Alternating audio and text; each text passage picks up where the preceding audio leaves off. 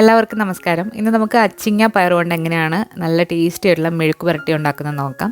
Basic cooking സീരീസിലെ ഒരു റെസിപ്പിയാണ്. അപ്പോൾ ആദ്യം തന്നെ നമ്മളൊരു ഇടിക്കലിലേക്ക് 3 ചെറിയ ഉള്ളിയും 3 അല്ലി വെളുത്തുള്ളിയും കൂടി ഒന്ന് ചതച്ചെടുക്കുക. ഒരുപാടങ്ങ് ചതയ്ക്കേണ്ട, ഇതുപോലെ ഒന്ന് ചതച്ച് എടുക്കുക. ഇനി വേണ്ടത് പയറാണ്. നീളത്തിലുള്ള പയർ കഴുകി വൃത്തിയാക്കി അരിഞ്ഞു വെച്ചിരിക്കുന്നതാണ്. പിന്നെ ഒരു സവാള നീളത്തിലരിഞ്ഞതും 2 പച്ചമുളക് കീറിയതും കൂടി എടുത്തിട്ടുണ്ട്. ഇനി ഒരു പാൻ ഒന്ന് ചൂടായി വന്നപ്പോഴത്തേക്ക് നമ്മൾ ഒഴിച്ചു കൊടുക്കാൻ പോകുന്നത് വെളിച്ചെണ്ണയാണ്. വെളിച്ചെണ്ണയിലൊക്കെ മെഴുക്ക് പുരട്ടിയും തോരനൊക്കെ ഉണ്ടാക്കുമ്പോഴാണ് നല്ല ടേസ്റ്റ് കിട്ടുന്നത്. 2 സ്പൂൺ വെളിച്ചെണ്ണ നമ്മൾ ഒഴിച്ചു കൊടുത്തിട്ടുണ്ട്. വെളിച്ചെണ്ണ ചൂടായി വന്നപ്പോഴത്തേക്ക് നമ്മൾ ചതച്ച് വെച്ചിരിക്കുന്ന വെളുത്തുള്ളിയും ചെറിയ ഉള്ളിയും കൂടെയുള്ള മിക്സ് ഇട്ട് കൊടുത്തു. പിന്നെ കുറച്ച് ഫ്രഷ് ആയിട്ടുള്ള കറിവേപ്പില. മെഴുക്ക് പുരട്ടിയിൽ കറിവേപ്പില ചേർത്ത് കൊടുത്തില്ലെങ്കിൽ കുഴപ്പമൊന്നുമില്ല, പക്ഷേ കറിവേപ്പില ചേർക്കുമ്പോൾ ഒരു പ്രത്യേക ടേസ്റ്റാണ്. ചെറുതീയിലിട്ട് ഇത് കരിഞ്ഞു പോകാതെ നന്നായിട്ടൊന്ന് വഴറ്റിയെടുക്കണം. ഇതിലേക്ക് വറ്റൽ മുളക് ക്രഷ് ചെയ്തത് ചേർക്കാം, നിങ്ങൾക്ക് എരിവിന് പകരം. അല്ലാന്നുണ്ടെങ്കിൽ മുളക് പൊടിയും ചേർക്കാം. നമ്മളിവിടെ വളരെ സിമ്പിളായിട്ട് മുളക് പൊടിയാണ് ചേർക്കുന്നത്. പിന്നെ നമ്മൾ കുറച്ച് തേങ്ങാക്കൊത്തും കൂടി ഇതിലേക്ക് ചേർക്കുന്നുണ്ട്. പാവയ്ക്കായാലും പയറായാലും മെഴുക്ക് പുരട്ടി ഉണ്ടാക്കുമ്പോൾ കുറച്ച് തേങ്ങാക്കൊത്തിടുമ്പോൾ ഒരു പ്രത്യേക ടേസ്റ്റാണ്.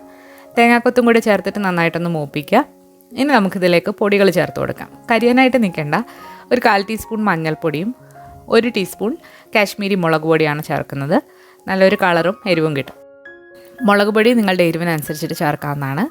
ചെറു തീയിലിട്ട് നന്നായിട്ടൊന്ന് മൂപ്പിക്കുക. ഇതിലേക്ക് ആവശ്യത്തിനുള്ള ഉപ്പും കൂടി ചേർത്തിട്ട് നമുക്കിനി അരിഞ്ഞു വെച്ചിരിക്കുന്ന സവാളയും പച്ചമുളകും അതുപോലെ തന്നെ പയറും കൂടി ചേർത്തിട്ട് ഇളക്കിയിട്ട് അടച്ചു വെച്ച് വേവിക്കാം.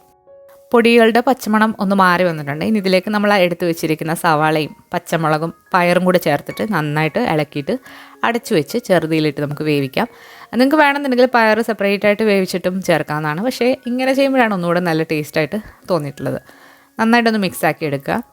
തീ എപ്പോഴും കുറച്ചിട്ടിട്ട് വേണം നമ്മളിത് അടച്ചു വെക്കാനായിട്ട്. വേണമെന്നുണ്ടെങ്കിൽ കുറച്ച് വെള്ളം നിങ്ങൾക്ക് തളിച്ചു കൊടുക്കാം പയർ വേവാനായിട്ട്. അല്ലാന്നുണ്ടെങ്കിൽ ചെറു തീയിലിട്ട് ഇത് വേവിച്ചെടുക്കുക. നമ്മളിവിടെ കുറച്ച് വെള്ളം ഒന്ന് തളിച്ചു കൊടുത്തിട്ടുണ്ടായിരുന്നു. ഇടയ്ക്കൊന്ന് ഇളക്കി കൊടുക്കാൻ മറക്കരുത്, അടിയിൽ പിടിക്കണമെന്ന് ശ്രദ്ധിക്കുക. അപ്പോൾ ഇളക്കി കൊടുത്തിട്ട് വീണ്ടും അടച്ചു വെച്ച് നന്നായിട്ട് വേവിക്കുക. ആ പയറൊന്ന് ഇടയ്ക്കൊന്ന് ടേസ്റ്റ് ചെയ്ത് നോക്കുക, അതിൻ്റെ ഉള്ളിലേക്ക് ഉപ്പൊക്കെ പോയിട്ടുണ്ടോ എന്നുള്ളത്. അല്ലാന്നുണ്ടെങ്കിൽ കുറച്ചുകൂടെ ഉപ്പൊക്കെ ഇട്ടിട്ട് നന്നായിട്ട് വഴറ്റിയെടുക്കുക. ഇപ്പോൾ നമ്മുടെ പയർ മെഴുക്ക് പുരട്ടി റെഡി ആയിട്ടുണ്ട്. വളരെ ടേസ്റ്റ് ആയിട്ടുള്ള ഒന്നാണ്. നമ്മളിതിന് മുൻപ് ഒരു കോവയ്ക്ക മെഴുക്ക് പുരട്ടിയുടെ റെസിപ്പി അപ്ലോഡ് ചെയ്തിട്ടുണ്ടായിരുന്നു. അത് കണ്ടു നോക്കിയിട്ടുള്ളത് കണ്ടു നോക്കുക. കൂടുതൽ മെഴുക്ക് പുരട്ടി തോരൻ റെസിപ്പീസൊക്കെ നമ്മൾ അപ്ലോഡ് ചെയ്യുന്നതാണ്. അതുപോലെ നിങ്ങൾ കാണാൻ ആഗ്രഹിക്കുന്ന ബേസിക് റെസിപ്പീസിൻ്റെ പേരുകൾ വീഡിയോയുടെ താഴെ കമൻറ്റ് ചെയ്യുക. നമ്മൾ തീർച്ചയായിട്ടും അപ്ലോഡ് ചെയ്യുന്നതാണ്. പുതിയൊരു റെസിപ്പി വീഡിയോ ആയിട്ട് നമുക്ക് വീണ്ടും കാണാം. താങ്ക്